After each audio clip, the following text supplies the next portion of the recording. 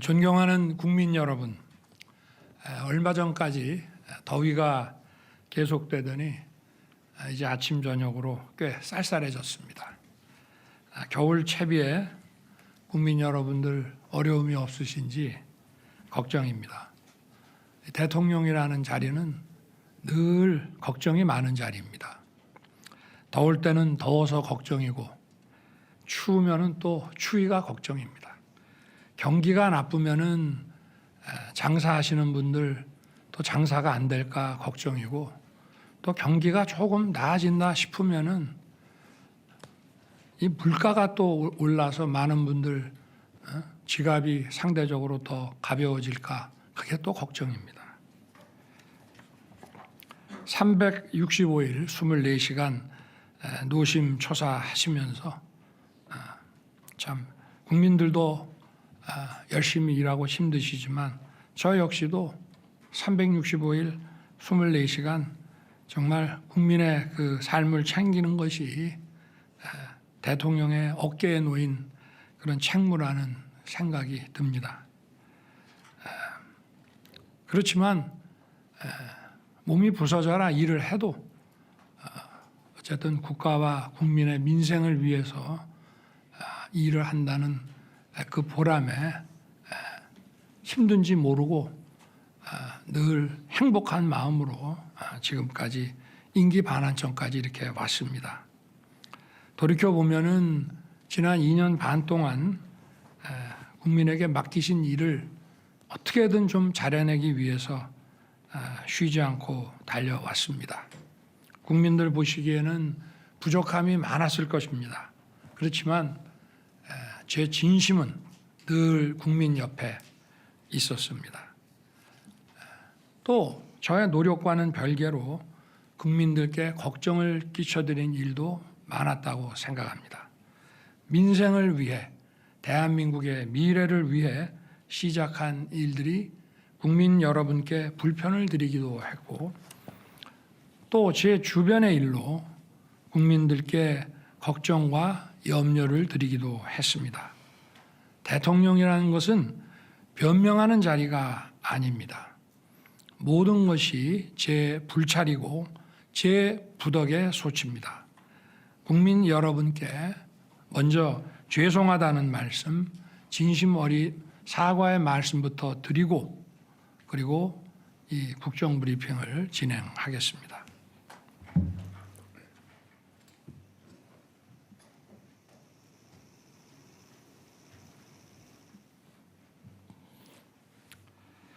앞으로도 챙기고 또 살펴서 국민 여러분께 불편과 걱정을 드리는 일이 없도록 최선을 다하겠습니다.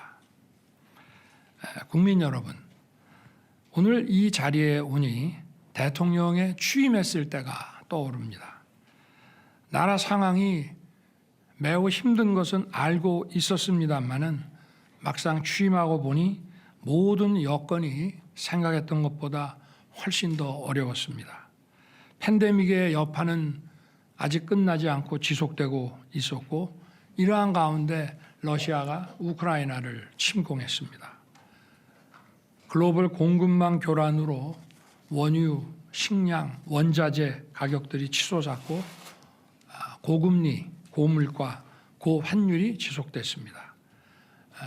당시의 거시지표를 보면 2008년 글로벌 금융위기보다 더 혹독한 글로벌 복합위기 상황이었습니다. 다른 거시지표도 훨씬 어려웠지만 그래도 2008년에는 중국의 경제 성장률이 9.7%, 10% 가까이 됐기 때문에 대중 수출이라든가 이런 측면에서는 어려움이 없었습니다. 그러나 저희가 정부를 인수했을 때에는 중국의 경제 성장률도 많이 하락해서 바로 이러한 데도 문제가 있었기 때문에 2008년보다 상황이 훨씬 심각했었습니다.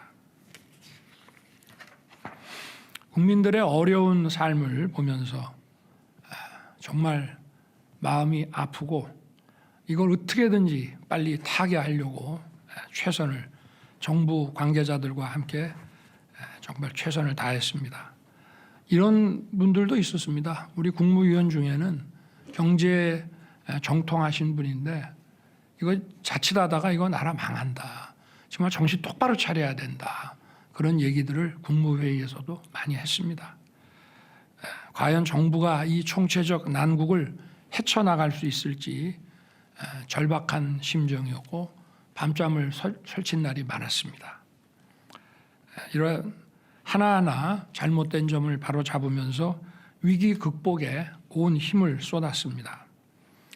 우리 경제를 다시 일으켜서 국민 여러분의 삶을 조금이라도 나아지게 만들겠다는 단 하나의 생각뿐이었습니다. 이제 경제가 기지개를 켜고 있습니다. 올해 수출이 사상 최고치를 경신하고 경상수지 흑자도 700억 달러를 넘어설 것으로 전망됩니다. 올해 경제 성장률도 잠재 성장률 2%를 상회할 전망입니다.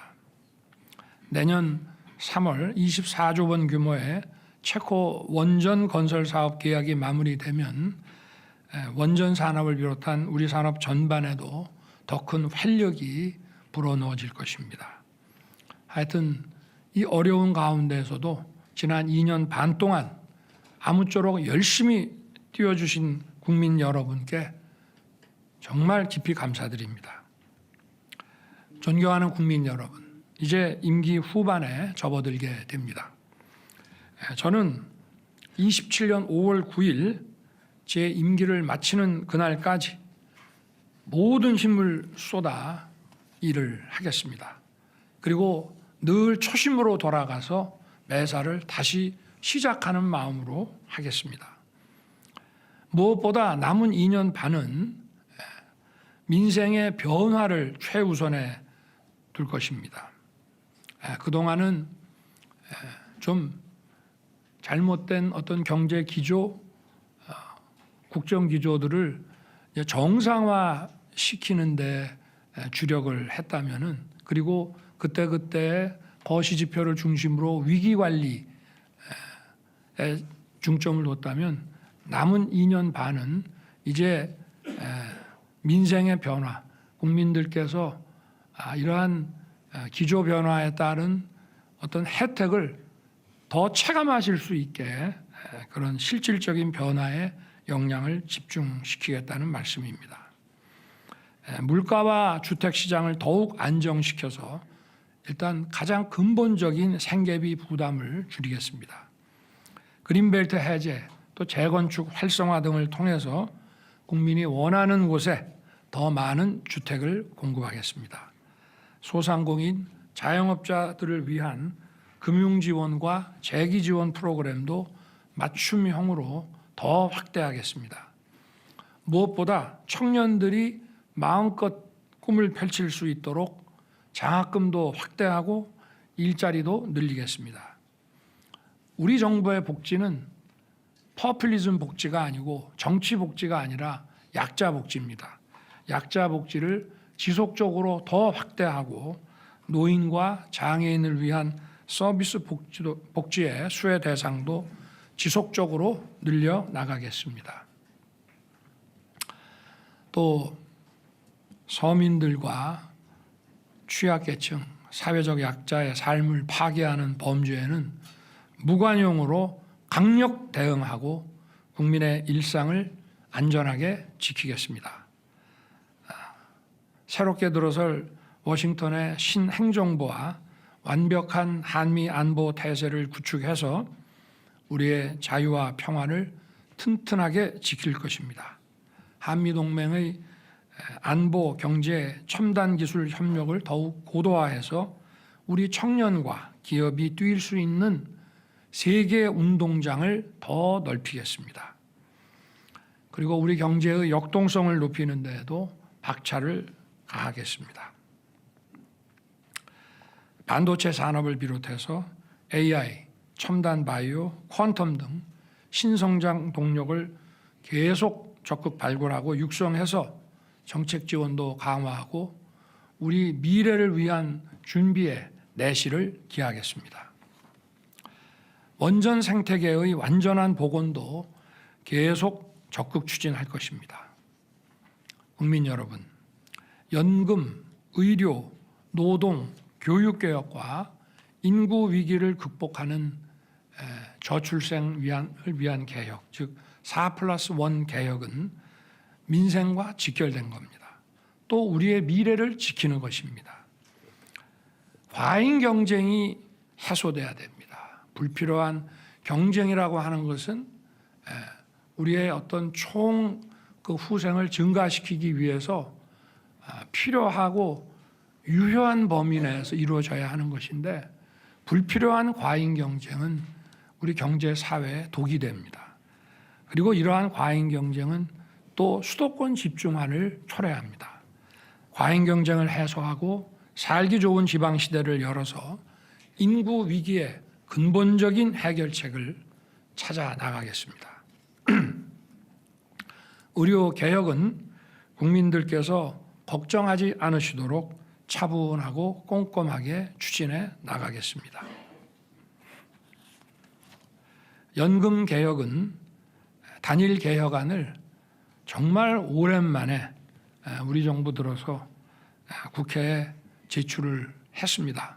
작년에는 무려 약 5,600조 규모의 가장 방대한 여론조사 FGI 수리 분석을 통해서 국회가 결정할 수 있는 단계로 만들어서 보냈고, 이번 22대에 들어와서는 우리가 아예 국회 논의 시간 더 단축시키기 위해서 정부 단일 개혁안을 보내드렸기 때문에 조속한 논의가 이루어져서 이것이 개혁안이 정말 사회적 대합의를 거쳐서 조속히 마무리되기를 기대합니다. 노동개혁은 법치 확립의 토대 위에서 유연하고 활력 있는 노동시장을 만들겠습니다. 교육개혁은 이제 본 궤도에 올랐습니다. 늘봄 학교를 계획대로 확대하고 융합형 미래 인재 양성을 위한 새로운 교육의 틀을 세우겠습니다. 이건 모두 우리의 경제 성장을 위한 구조적인 개혁입니다. 여론과 민심에 귀를 기울여 국민의 불편을 최소화하고 차질 없이 개혁을 완수할 수 있도록 개혁 정책을 더 세심하게 챙기겠습니다. 존경하는 국민 여러분, 저와 정부의 부족했던 부분을 잘 알고 있습니다. 고칠 부분은 고치겠습니다. 국민 여러분의 뜻은 겸허히 받들어서 국민을 섬기는 마음으로 쇄신을 기해 나갈 것입니다. 당정 소통도 강화하고 국민을 위해 일하는 유능한 정부, 유능한 정당이 되도록 하겠습니다. 지금 우리는 대내외의 거센 도전 앞에 서 있습니다. 잘 해나가면 이 위기가 얼마든지 우리 발전의 기회로 바뀔 수 있습니다. 소모적 갈등으로 시간 낭비할 수가 없습니다. 민생과 미래를 위해서 하는 것보다 더 중요한 일은 없다고 생각합니다. 지적할 부분은 지적하더라도 민생과 미래를 위한 일만큼은 모두 힘을 모아주시기를 부탁드립니다. 우리가 서로 진영이 다르고 생각이 다를 수 있지만 우리의 자녀들에게 좋은 미래를 선사해야 되는 것은 우리 모두의 공통의 과제 아니겠습니까? 저도 국민 모두의 마음을 모으기 위해 제 마음가짐부터 다시 돌아보면서 더 소통하고 더 노력하겠습니다. 국민 여러분께서 민생의 변화를 체감하고 더 나은 미래를 꿈꿀 수 있도록 저와 우리 정부는 최선을 다하겠습니다. 감사합니다.